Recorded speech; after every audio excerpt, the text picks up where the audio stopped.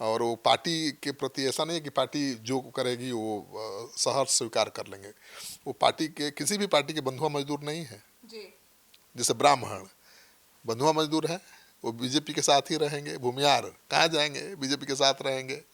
लेकिन कुशवाहा के साथ ऐसी नहीं है। कुशवाहा को लगेगा कि हमारे समाज को नज़रअंदाज किया जा रहा है, उसकी हकमारी की जा रही है, तो पूरा गोलबंद हो जाते हैं, सबक सिखाने लगते हैं। आरएसएस वाले सीएम की तलाश, लेकिन सम्राट सबसे आगे। बीजेपी का सरप्राइज वाला सस्पेंस बरकरार। नमस्कार, आप देख रहे हैं सिटी पोस्ट लाइव। मैं हूं सृष्टि राज। बिहार में नीतीश सरकार की उल्टी गिनती शुरू हो चुकी है। लगभग 10 दिन का समय बाकी है। इस बीच बड़ा सवाल यह है कि नीतीश कुमार के बाद कौन संभालेगा कमान।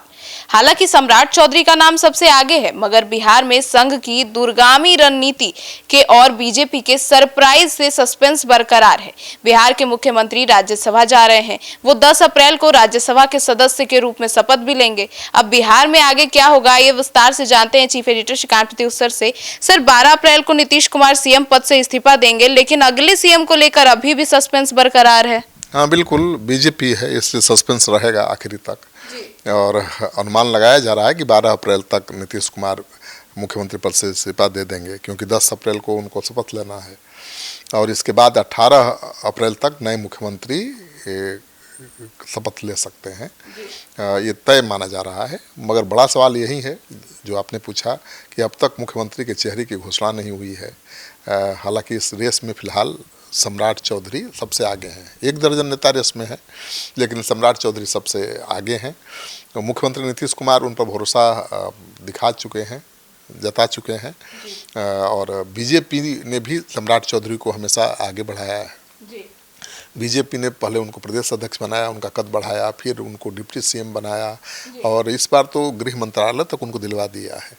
और बिहार बीजेपी के सबसे बड़ा चेहरा तो बीजेपी ने उनको बना ही दिया है। तो ज़्यादा संभावना है कि सम्राट चौधरी को ही बीजेपी बनाएगी। और देखिए, कई कारण फैक्टर्स इसमें काम आते हैं। जातीय समीकरण देखा जाता है, तो नीतीश कुमार जिस लॉकुश समीकरण के जरिए बिहार के राजनीति में एक बैलेंसिंग फैक्टर बने हुए हैं, उनके मुख्यमंत्री कुर्सी छोड़ने पर स्वाभाविक रूप से कुर्सी कोयरी या कुर्मी समाज के पास जाएगी। और सम्राट चौधरी ही इस समीकरण में फिट बैठते हैं। वो कुशवाहा समाज से आते हैं, जिसका साथ हमेशा नीतीश कुमार को मिलता रहा है। और नीतीश कुमार चाहेंगे कि भाई वो कुर्सी छोड़ रहे हैं तो कुशवाहा को सौंप दें, जिसने हमेशा उनका साथ दिया है। कुर्मी तो 2% है, कुशवाहा उससे 3 गुना ज़्यादा है, और उन्होंने हमेशा नीतीश का साथ दिया है। तो नीतीश कुमार भी तो चाहेंगे ना कि भाई जिसने हमारा हमेशा साथ दिया, कुर्सी छोड़ रहे हैं तो उसी के लिए दे दें। और वो संकेत भी देते रहे हैं सम्राट चौधरी को लिए। सर, लेकिन सम्राट चौधरी रेस में सबसे आगे हैं, लेकिन अभी तक उनके नाम पर आधिकारिक मोहर तो नहीं लगी। भाई ये बीजेपी है, ये बीजेपी इतना पहले कोई ऐलान करती नहीं है, वो सस्पेंस बना के रखती है। अब तक बिहार के अगले मुख्यमंत्री को लेकर सस्पेंस बरकरार है। और बिहार की राजनीति में भी कई तरह के कयास लगने शुरू हो गए हैं। ये लाजमी भी है, बिहार के अगले मुख्यमंत्री के नाम के ऐलान को लेकर जितना सस्पेंस क्रिएट हो रहा है, उससे इस बात का अंदाज़ा लगाया जा रहा है कि बीजेपी इस दौरान सम्राट चौधरी के अलावा भी कोई नया चेहरा तलाश सकती है। राजनीतिक जानकार कह रहे हैं, अटकल लगा रहे हैं कि सम्राट चौधरी संघ की पसंद हो सकता कि नहीं हो, लेकिन जातीय समीकरण और राजनीतिक कद के हिसाब से तो प्रबल दावेदार हैं। और सम्राट चौधरी तो भाई मुरेठा बांधने वाले नेता हैं, हिंदुत्व वाले नेता हैं, तो आरएसएस को पसंद नहीं आएंगे ऐसा भी कोई बात नहीं है। भाई बीजेपी को भी तो कोई ऐसा नेता चाहिए जो मजबूत हो, जिसकी छवि थोड़ी मजबूत हो, जो चेहरा पार्टी का हो। और संघ को भी ऐसा चाहिए जो हिंदुत्व का प्रतीक हो।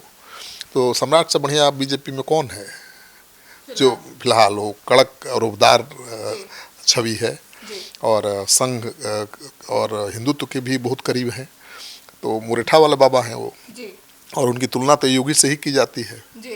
उत्तर प्रदेश के योगी से ही उनकी तुलना की जाती है। तो हर तरह से सम्राट मौजूद दिखाई दे रहे हैं, राजनीतिक समीकरण के हिसाब से भी, और आरएसएस के जो पैमाना होता है उस पर भी। क्योंकि बीजेपी ने जब जैसा कहा उन्होंने किया, बीजेपी ने जब नीतीश कुमार के खिलाफ मोर्चा खोलने को कहा तो उन्होंने खोला और मुरेठा बांध लिया और बोला कि सीएम की कुर्सी से हटाएंगे तभी इसको उतारेंगे। ठीक है ना। फिर बीजेपी ने सरकार बना लिया नीतीश कुमार के साथ और बीजेपी ने कहा कि अब उनके डिप्टी सीएम बनकर रही है। वो भी जिम्मेवारी बहुत ईमानदारी से उन्होंने निभाई और नीतीश का भी दिल जीतने में कामयाब रहे। तो बीजेपी के लिए तो सूट करते हैं सम्राट चौधरी ना भाई, अपने पार्टी की नीति और सिद्धांत के हिसाब से ही वो अपने आप को ढाल लेते हैं, बदल लेते हैं। तो उनसे परफेक्ट कोई उम्मीदवार मुझे दिखाई नहीं दे रहा।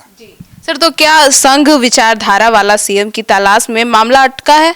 देखिए, ऐसी खबरें आई थी कि मोदी और अमित शाह ने बिहार सीएम का नाम तय करने के लिए मोहन भागवत को अधिकृत कर दिया है कि भाई आप ही तय करिए। संघ बिहार में मजबूत है भी और संघ की तो अहम रोल रहता ही है संघ का चुनाव में। और बिहार चुनाव जिताने में जो काम रोल रहा है संघ का, वो भी बहुत बढ़िया रहा है। तो संघ डिसाइड करेगा कि कौन होगा मुख्यमंत्री, ये कहा जा रहा है। लेकिन अब अमित शाह मोदी ऐसे ही थोड़े छोड़ देंगे। ठीक है, संघ को भी भरोसे में ले रहे होंगे, लेकिन अमित शाह ही तय करेंगे, मोदी जी तय करेंगे कि सीएम कौन होगा। और अमित शाह और नरेंद्र मोदी के भी करीब हैं सम्राट चौधरी, तभी तो बीजेपी में उनको इतना बढ़ाया गया। जो नेता पसंद नहीं अमित शाह को, मोदी जी को, उनको तो कब का ठिकाने लगा दिया गया है। सम्राट चौधरी भरोसे में होंगे, करीब होंगे, तभी तो उनको पार्टी में सबसे बड़ा चेहरा बनाकर बीजेपी ने रखा है। तो मुझे लगता है कि उनका चांस बहुत ज़्यादा है। हाँ, संघ अहम भूमिका निभा सकता है। संघ चाहेगा कि भाई उसका जो सिद्धांत है, उसकी जो नीति है, उसको आगे बढ़ाने वाला ही नेता पहली बार बिहार का मुख्यमंत्री बने, क्योंकि बीजेपी को पहली बार मुख्यमंत्री बनाने का मौका मिल रहा है। और उसकी रणनीति में, संघ की रणनीति में बांग्लादेशी घुसपैठ और सीमाओं को सुरक्षित करना भी शामिल है। इसके लिए जरूरी है कि बिहार, झारखंड और पश्चिम बंगाल में संघ के विचारों वाला सरकार में हो।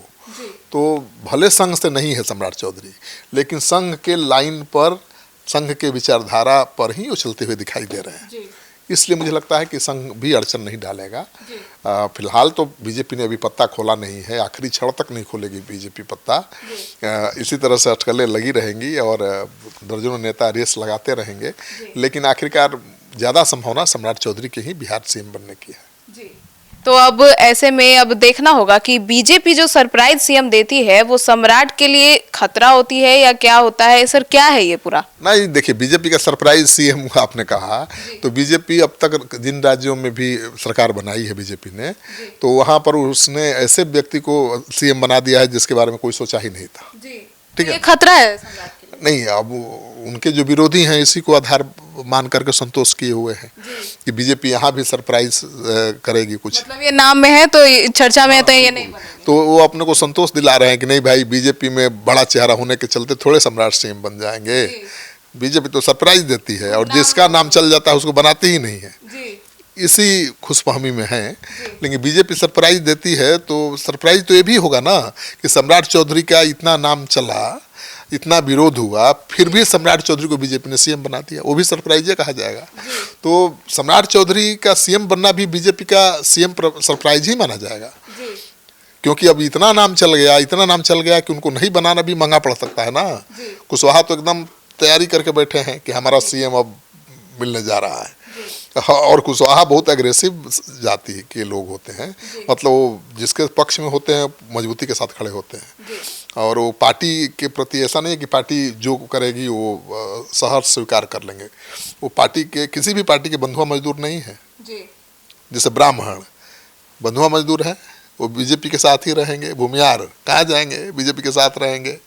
लेकिन कुशवाहा के साथ ऐसी नहीं है। कुशवाहा को लगेगा कि हमारे समाज को नज़रअंदाज किया जा रहा है, उसकी हकमारी की जा रही है, तो पूरा गोलबंद हो जाते हैं, सबक सिखाने लगते हैं। सिखाया था लोकसभा चुनाव में भाई, तेजस्वी ने प्रयोग किया और कुशवाहा समाज में सबक सिखा दिया था एनडीए को। तो बीजेपी के लिए बहुत आसान नहीं है यहाँ सरप्राइज सीएम देना। सम्राट चौधरी ही सरप्राइज सीएम हो सकते हैं। तो सुना आपने, तो अब देखना होगा कि बीजेपी सरप्राइज सीएम में भी सम्राट चौधरी को ही रखती है या नहीं। आपकी क्या राय है, कमेंट सेक्शन में जरूर बताइएगा। धन्यवाद।